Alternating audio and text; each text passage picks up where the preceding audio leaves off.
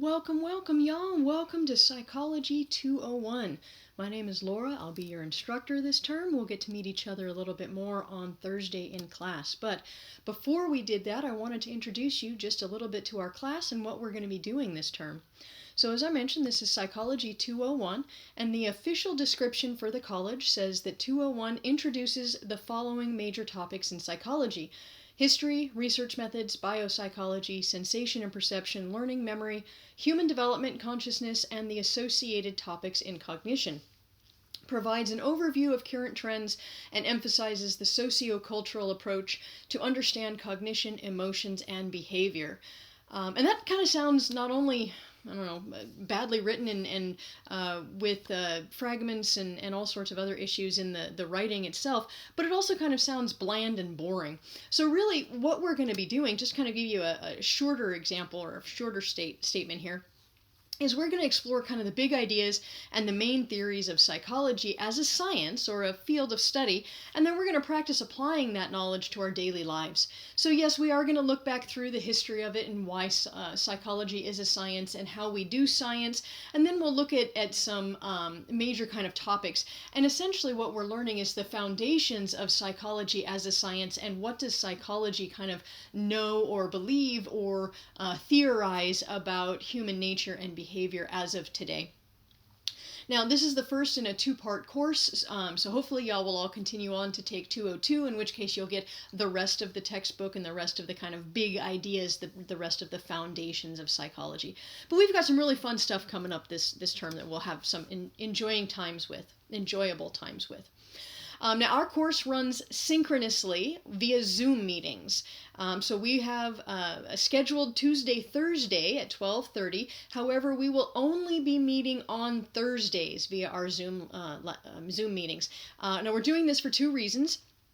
One, because Zoom fatigue is a thing, and I'm assuming y'all are full-time students, in which case I really don't need y'all to be on Zoom, 6-8 hours a day, multiple times. That, being on your computer can actually cause problems in and of itself. So I would like to try and limit our Zoom times, if at all possible, just so that y'all don't get overwhelmed with the amount of Zoom time that there is. Having gone through tons of meetings this week, trust me, Zoom fatigue is a thing. The other reason that we're only meeting on Thursdays is because I run what's called a flipped classroom. So our Tuesday meetings will be done asynchronously. So all the information that you would have gotten in Tuesday's meetings, you're going to do that asynchronously on your own. And then on Thursdays, we will meet synchronously to have our group activities. Now, let me explain a little bit more about what exactly this flipped classroom is that I talked about.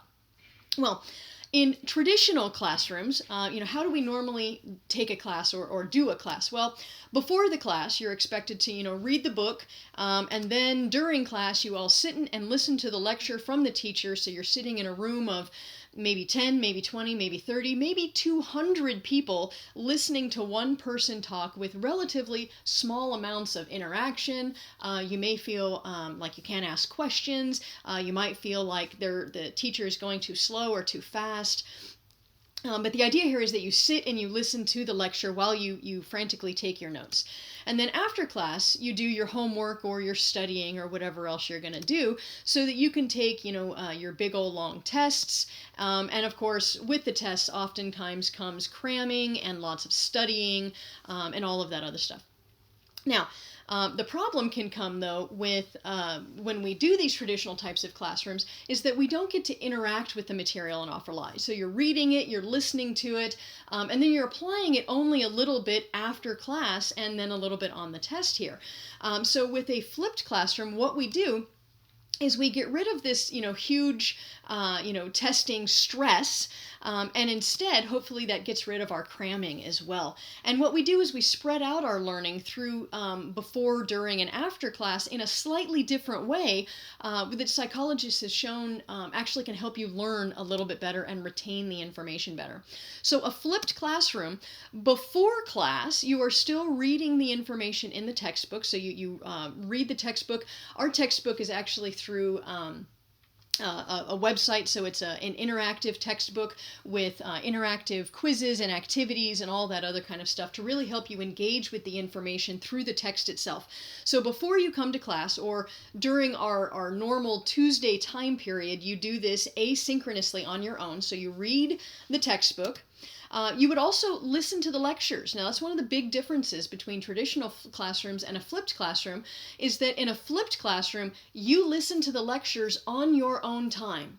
Now, in a traditional classroom, if you're sitting there with, potentially up to 200 people, you're not moving at your pace. You may not feel like you're processing the information very well. So in a flipped classroom, we've recorded the lectures ahead of time, and right now all of your lectures for the term are already online, and you can go and listen to them whenever you'd like. Now, this benefits in several different ways. It helps you move at your own pace. You can listen to it multiple times if you need to, and it allows you to work with your own schedule. Okay, so before class, you read the text and do the associated kind of interactive activities. You listen to the lectures that are online, and then you take whatever little quiz that there might be. And instead of a huge, multifaceted quiz, the quizzes are kind of worked into our textbook online. So it'll give you little quizzes as you go, and it'll help you read and retain the information. So you do all of these things in kind of gathering the knowledge by yourself or for yourself before class. So of course I give you the textbook and I have already recorded the lectures, so you're not really by yourself. I'm with you the entire time, but it's under your own motivation. It's under your own time. You do it when you are ready. You do it when it's convenient for you rather than when our specific schedule is. So go read the book, the interactive textbook, do those activities, listen to the lectures before you come to class. That way, in class, what we're going to be doing is working with our small groups to apply the information and the knowledge that we've gotten through the textbook and through the lectures in ways that will help us see how this relates to our day-to-day life. So our class time is much more interactive. It's where we actually get to work with each other. I've had lots of students talk about how they miss the interactions of the classroom during this remote time.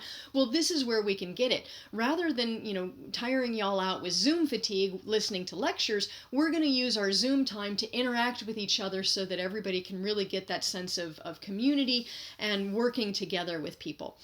So each Thursday, I will have expected you to already have read the book and already have listened to the lectures. And when we come to class on Thursday, we'll just jump right into activities that will help us apply this knowledge into small group times. Okay, so this is our really fun part of the activities and really fun part of the chapter. This is where we get to play with the information. And then after class, it's up to you to go back through and make sure you adjust your notes, kind of finalize and process all of the information, write down your conclusions or, any other things that there might be. We also have discussions that are due, your post is due on Wednesday, so before class, but your responses to other people will do on Friday, so after class. So you can use the class time and the stuff that you learned in class time to help you with your responses to the other students there. Now, how does this benefit you? Because I know it's a change from the way a lot of other classes happen. Though it is a positive change in what we believe to be the right direction, and we're seeing it happen in more and more and more classes. So you might very well be familiar with this idea of a flipped classroom already. If not, you might see it in many other classes. But let's make sure we understand, why are we doing it this way? Why do we change from the traditional? Well, first of all, it's going to empower students with control over your own learning. So you get to choose when you're going and when you're learning and when you're most awake and when it's good for you. And if there's a problem or an issue or a concern, you can just, adjust your own schedule without having to come and make sure that it's okay with me. So it gives you the power over your own learning. You're the one that chooses when you do the learning. You're the one that chooses how deeply you do the learning. You're the one that chooses how much energy and emphasis and engagement you put into the information. Therefore, you're the one that will really control your end grade. Because if you're the one controlling how much energy you put into the class, that will dictate what kind of a end result you get out of the class. The more energy you put into the class, the more you're able to engage with the information and apply and practice, the more you will remember and be able to kind of retain with you after the class is over.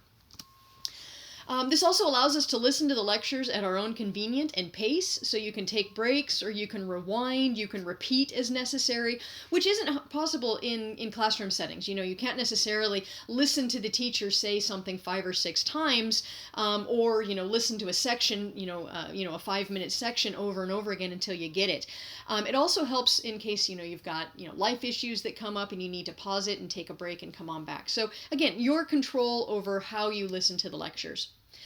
The lectures being in that MP4 format or on YouTube is actually where they are now. Makes it easy to listen while you're driving or exercising or something like that. So you can put the lecture on and listen while you're doing something else, or you can watch the video. It's all set up exactly to try and help you learn in the best way that you learn. And the entire idea of this is really to try and reduce the stress and anxiety of that traditional forms of testing. Learn all that information and then sit down and have a huge test and all that other stuff. What we're trying to do instead is kind of give it in smaller chunks with smaller assessments that have less stress to them.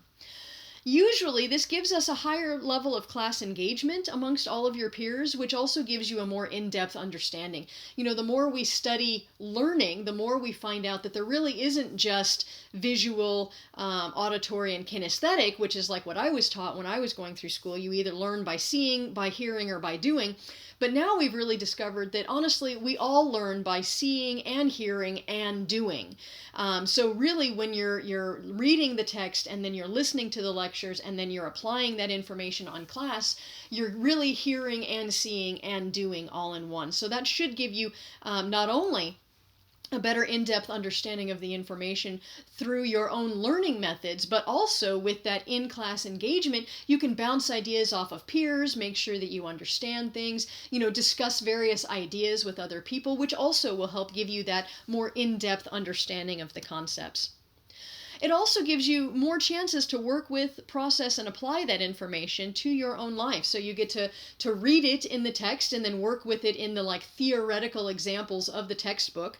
And then you get to listen to the lectures, and I'll give you some more examples, and I have some application ideas that you can apply this to your own life. And then we come to class where we apply it to not only the society in general, but also to our own personal lives. So we get a chance to work with it and process that information at multiple steps, which again, learning and psychology has showed that in learning, the more you repeat that information, the more often you work with the information, the more likely you are to remember that information. So it gives us more of a chance to do that. And of course, all of these things lead us to a goal of higher long-term retention and understanding. So you'll retain the information and understand the information and be able to apply the information better as we go through the class in this way. So if that's kind of the benefits of it, so how exactly do we do this? All right, so what does this mean? What would we break it down? What does this mean for me? Well, the expectations for the course. So with each chapter, before coming to our Thursday class, you should read the Achieve, Read, and Practice textbook, and I'll show you that in a few minutes when we go through the module. So get all the information, knowledge, and then of course complete any activities or quizzes that are there as you go through the chapters. Now, I'm not going to take a specific amount of points from Achieve to our Canvas, but the points that you earn in Achieve will count for points in our own classroom. What I will do is I will give you 100 total points for the Achieve, Read, and Practice textbook at the end of the term. So for example, in that first section, I think there's something like 150 points available, and then for chapter 1, there's like 450 points available. So at the end of the term, whatever your percentage of points in Achieve, Read, and Practice is, that will become the number of points that you have in Canvas for the end final grade. So for example, at the end of the term, if you have completed and done 82% of the Achieve, Read, and Practice textbook activities, you will get 82 out of the 100 points possible for that section of grade. Okay, so while I'm not necessarily going on to Achieve and grading, that's all automated over there. The stuff that you do on Achieve will count for points in our class. So that's why it's red there. Complete any activities or quizzes is in red because that's a point earner for you. Okay, so make sure as you read and you go through that textbook, you're actually doing the activities and you're applying and you're doing the little quizzes there at the end because that will earn you points at the end of the term. Okay, so before class, go through and read the textbook. Also, listen to the lectures. So they have a slightly different explanation. It's like my take on things rather than the way the book puts things. So just sometimes hearing it in a slightly different way will help you understand it better. I also give different examples and ways to apply this to your own life. So this will help build your understanding as well as giving you some information that may not necessarily be discussed in the book. So I often have questions, if I have to choose one or the other, which do I do? Do I read the textbook or do I do the lectures? Well, for this class, there's points associated with the textbook, but I don't have any points associated with the lectures. So if you're truly just about getting your points, do the textbook. However, if you're about understanding the material and really getting as deep a knowledge as you can, I highly recommend that you do both the textbook and the lectures because they will give you two different kind of viewpoints on the same idea as well as filling in information in different places. Okay, where they cross over is of course the most important information, but there's lots of other information in both the textbook and the lectures. So assuming that you have time to do all of them, which you signed up for the class, so I am assuming that you have the amount of time that the course requires of you, which is, according to college standards, 2 to 3 hours per unit outside of class time, which for our 4-unit class equals to 8 to 12 hours outside of class time per week. So assuming that you have the 8 to 12 hours per week to put into my class, doing the textbook and the lectures shouldn't be a problem. Now, also before class, you should try and organize your thoughts. So do notes or outlines, create concept maps. We'll talk about a variety of different study tactics, not only in the study tips that's mentioned in our welcome module, but also when we get to the learning chapter towards the end of the term. We'll talk more about studying and how to study. Many students already come to class with a good study technique that works well for them. I've had students that bring out 12 different colors of pens and they create these very highly artistic sets of notes as they go. I have other people who just sit and listen to the information because they will take their notes out of the textbook or the lectures at a secondary time. However you want to do it, organize your thoughts with notes, outlines, concept maps, whatever else, so that you can have a good kind of understanding not only of the overview of the chapter, but what are the main theorists and what are those main theories. Kind of as we're going into the class, just know that's going to be my kind of goal and focus for the term is what are the big theories and what are the big theorists and kind of where does that sit within the overall scope of psychology. So when you're talking about your notes, kind of focus in on that element right there. So what are the big theories, theorists, and how does that work into the overall scope of psychology? And then complete the discussions on Canvas. So I say this before class because your original response to my prompt is going to be due Wednesday, which is before our class. However, your responses to other students isn't due until Friday, which is after our class. So what I'd recommend you do is do your prompt or your response, your written post by Wednesday. Come to class on Thursday, let's talk about the concepts, and then you can respond to others on Friday using your newfound understanding from the Thursday class, okay? So yes, start going on those discussions in Canvas before class, and then you can finish them up after class. Now, these expectations count as our Tuesday's class period each week. So like I said, we are scheduled for a Tuesday, Thursday, but I don't want to overwhelm y'all on Zoom. So these things count as our Tuesday class period. Specifically, number 2 here, listening to the lectures will count as our Tuesday's class period. Okay, so we will not be meeting synchronously on Tuesdays. We will only be meeting synchronously on Thursdays. For Tuesday's class, you should make sure you have done these things on your own time. So read the textbook, listen to the lectures, organize your thoughts, and then start those discussions. Now, in class on Thursday, we'll, of course, discuss any questions that the reading or lectures might have brought up. So as you're going through the reading, feel free to just, have a page, and these are my questions, and just come to class with your questions on a separate page, nice and easy to find. I know sometimes people write their questions in their notes, but I have lots of students who have trouble then finding their questions in their notes. So if you just come up with like a questions page and you just bring that page to class, that usually is more organized and will help you find your questions easier when we're in class. oftentimes these questions will take us off on little mini tangents and other discussions that are really interesting and relevant to the information, that help us understand the information. So I love it when people bring questions to class, because this starts our class discussions in areas that are really important to y'all, okay? Now, once we're done with our questions and our, kind of student-led discussions or student-prompted discussions, we'll get into the teacher-prompted group activities. And I'll have a couple of different activities each Thursday for us to be able to apply and enhance that understanding of that material. However, like I said, I will start off with y'all's questions and any discussions that y'all might like to have about the information, because that's what I think makes each course unique and different, is when y'all bring your perspectives to this class. I really love having those conversations and discussions and hearing the different perspectives from within the classes. So I do want to encourage y'all to bring those questions to class, and let's have those discussions and those conversations. Now, of course, we need to have them respectfully.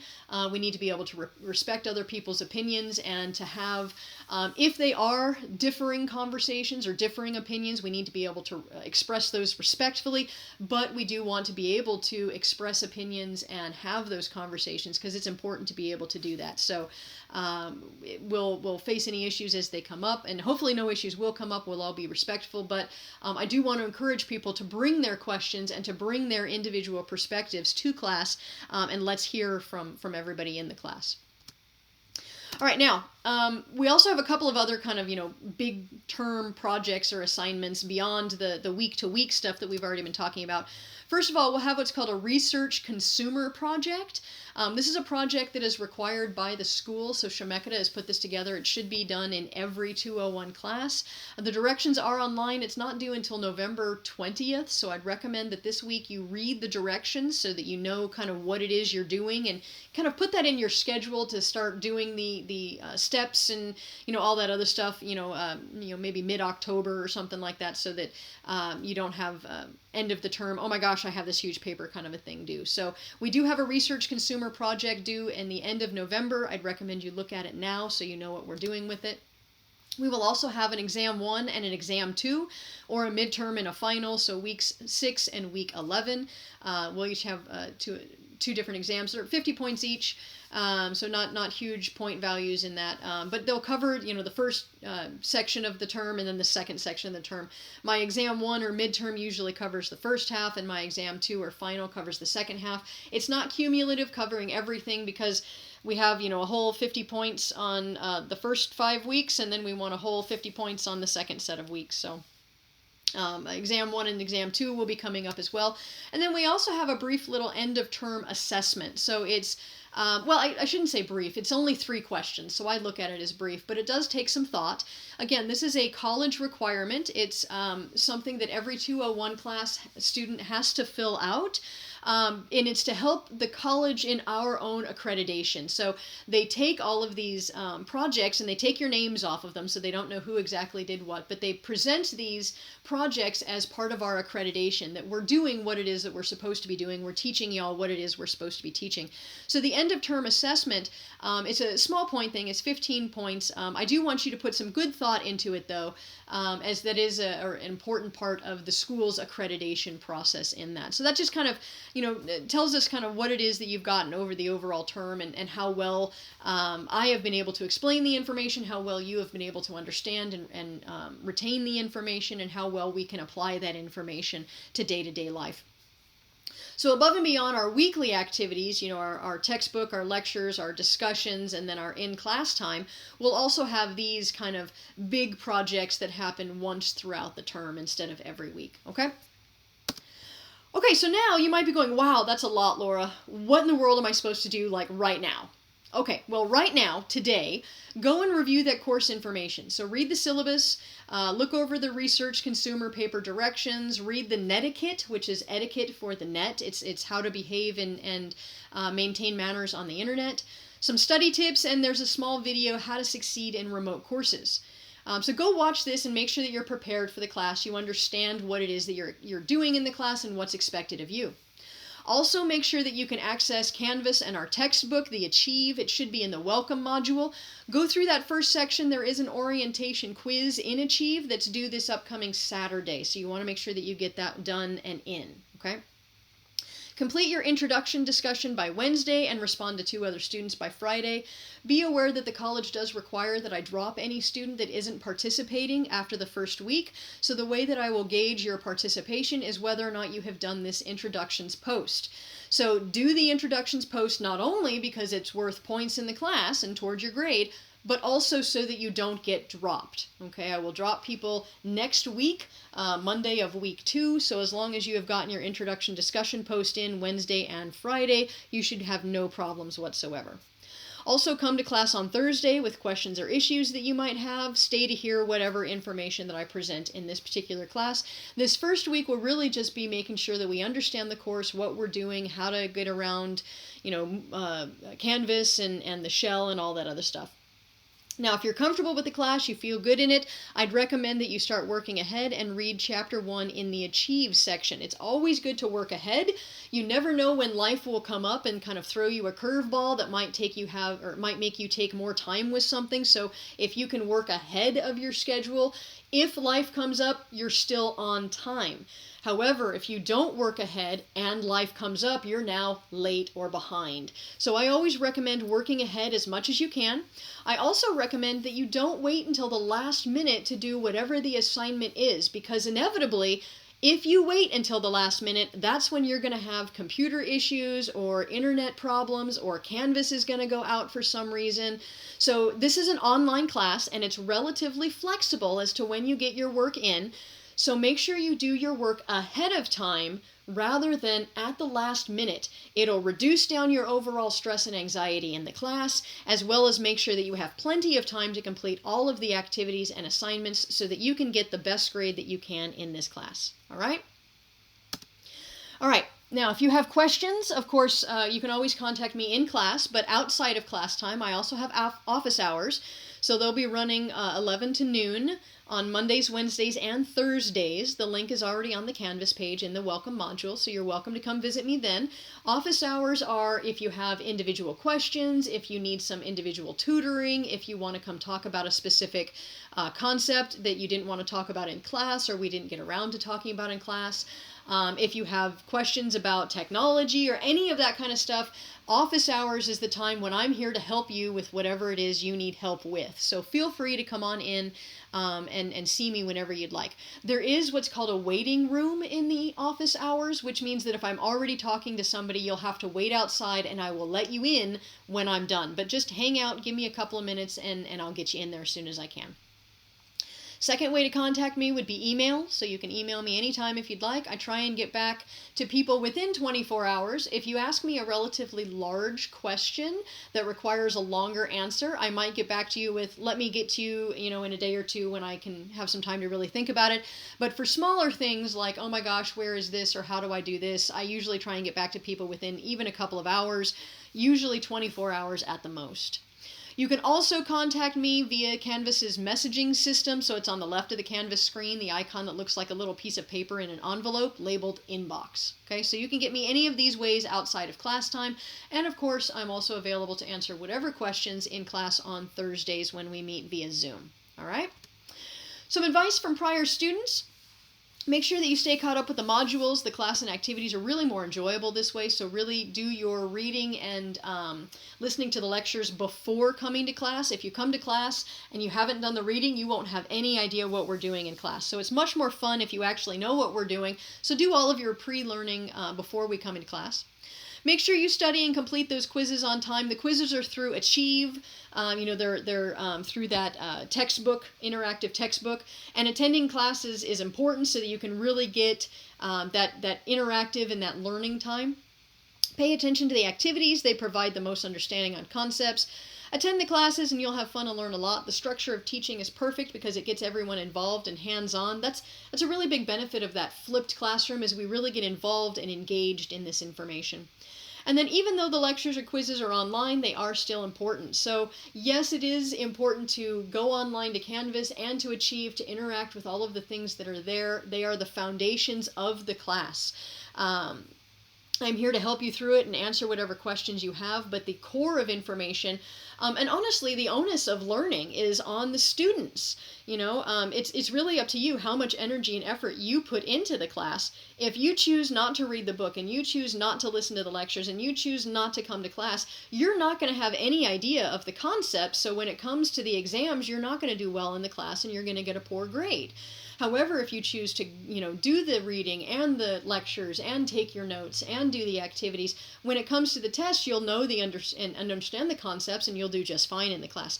So your grade is really a measure of how much effort you are putting into the class and how well you're assimilating that information.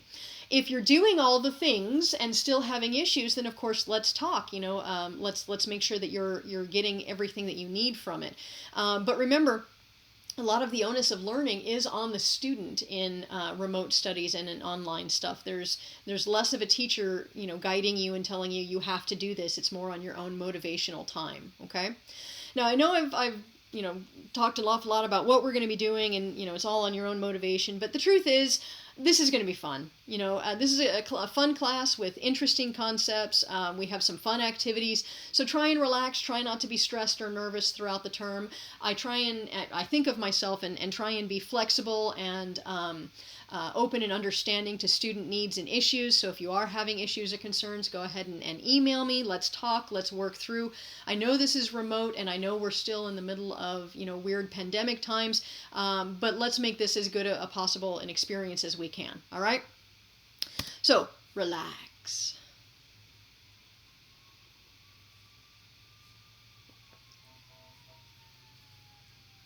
Okay, my little minor humor aside there.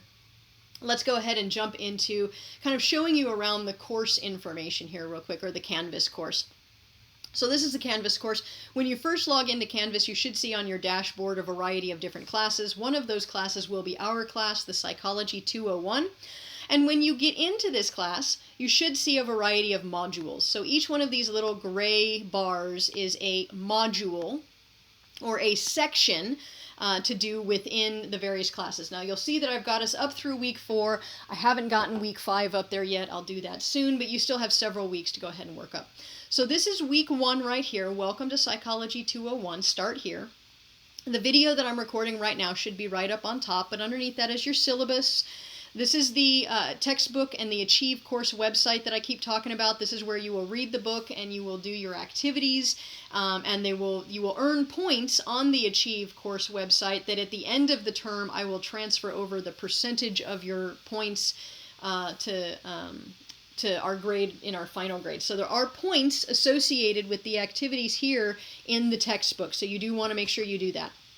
Our class meeting link is right here. This is my office hours. And then these are the information for the course itself. So how to succeed in remote courses and etiquette study tips. Here's your consumer research paper directions and your first week's set of assignments, the discussions. Okay? Do the discussion. This is absolutely imperative that you do this. This is how you do not get dropped from the class after week 1. So absolutely get that finished. Go ahead and jump into the textbook Achieve course. Remember, there is an orientation and like a little orientation quiz due at the end of the week. If you're feeling comfortable with the with the class, feel free to jump into next week, which is chapter 1. So again, you'd come back up to the Achieve course website, read chapter 1 in there. And then your video lectures are right here. So History of Psychology lecture video. This is one of my longer videos. Hopefully they tend to stay under 30 minutes. Some of the longer ones are in this first section here. Sorry about that. They try and keep them to 15-20 minutes each, but sometimes there's just more information to talk about, which is, again, another benefit of putting them online, so you can pause, take a break when you need to. So the lecture video here should link you over to YouTube. If you need closed captioning, you can click the little closed captioning button on YouTube and it will do that for you. And then underneath there, I've given you just a PDF of the slides themselves. So if you want to, print it off for, your own notes, or if you want to be able to see what's going on and make your notes on that page, you're welcome to do so. But this is a audio, no narration, no me speaking version of the lecture, just the slides. This is me walking through the slides, talking about the concepts and explaining the concepts as we go.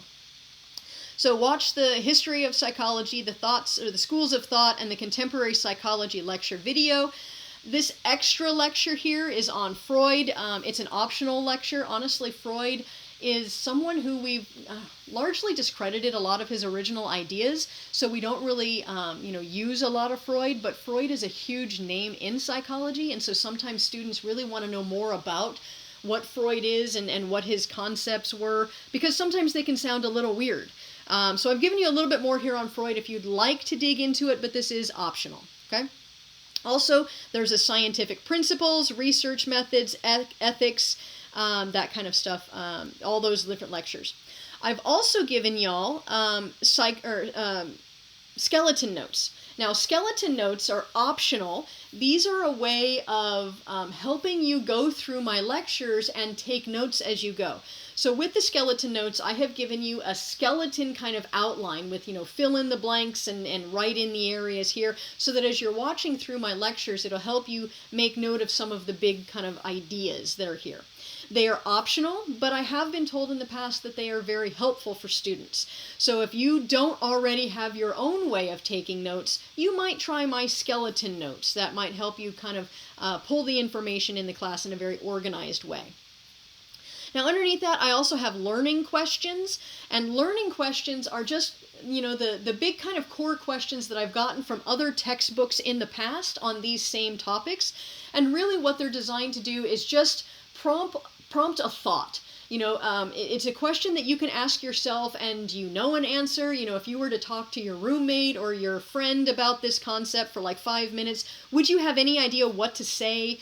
Could you discuss these ideas well? If not, you might want to go back and review the information a little bit, but if you can, then that's fine. The learning questions are just yet another way for you to go through and process the information. You do not have to do them. They are optional, but they are highly recommended. Now, the critical thinking cheat sheet is one of my handouts that I'll give y'all. It's just like a little fun, critical thinking questions set. So something to help you kind of learn to think critically. And then, of course, you've got your discussions or whatever the activities are that we will require at the end of every week. Okay? So each week should look kind of like that. If we open up week 3 here, we've got the same thing. We've got lecture videos, lecture slides, and then we've got some little videos and handouts as you go through. So each week is laid kind of the same way with the lectures, the slides, and then some activities to help you work through stuff on your own.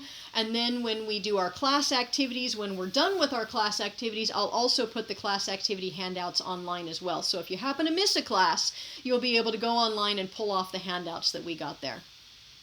Now, I'd also like to point out that after week 1, there is another module here that says videos on the studies discussed in the methods lecture. So that's this lecture right up here. That's this research methods right here. I talk about several different studies, and they're interesting studies that are kind of some of the core foundational ideas. So if you would like to know more about any of these studies, this is of course all optional, but if you'd like to know more about any of these studies, you are welcome to come down and just watch some of these videos. They are not required, again, this is optional, but these are some like little rabbit holes or wormholes that you can kind of dive down if you're interested in. I admit I teach to the student that's like me. Okay, I'm the student who wants to get as deep an understanding of the material as I possibly can. I am not a student who's just out for the grade. I figure if I understand the material, the grade comes naturally. I mean, the grade will just follow if you understand the material, because if the class is set up well and the tests and the assignments assess whether or not you understand the material, and you understand the material, grade should not be a problem. So for me, I focus more on understanding the knowledge than how many points do I need to earn.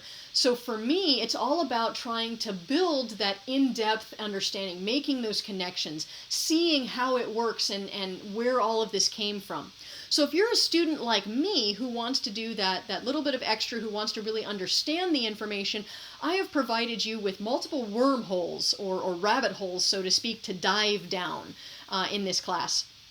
Again, the only point requirements that we have, we talked about that earlier, is the discussions, the online Achieve book and all of those things there, your research consumer page, your exams, and then those end questions. Check out the syllabus for what the points actually are.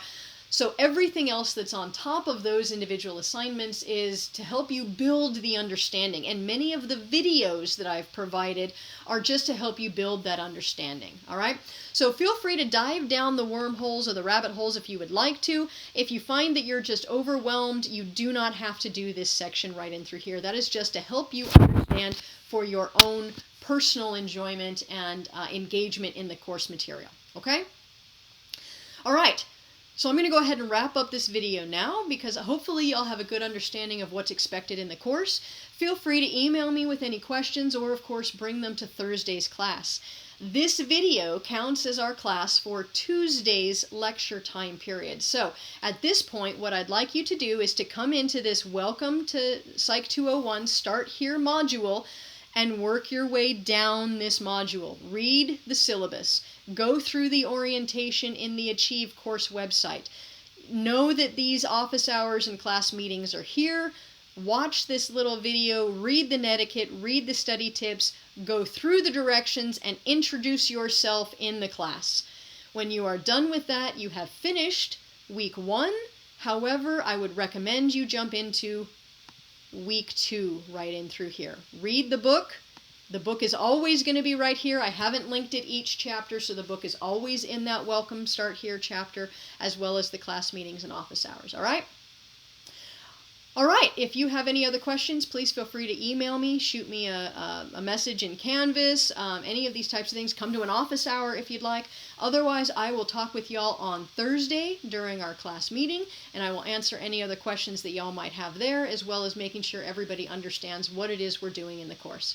Welcome to the term, welcome to Psych 201, and I'm looking forward to getting to know y'all over the course of this term. Talk to y'all later.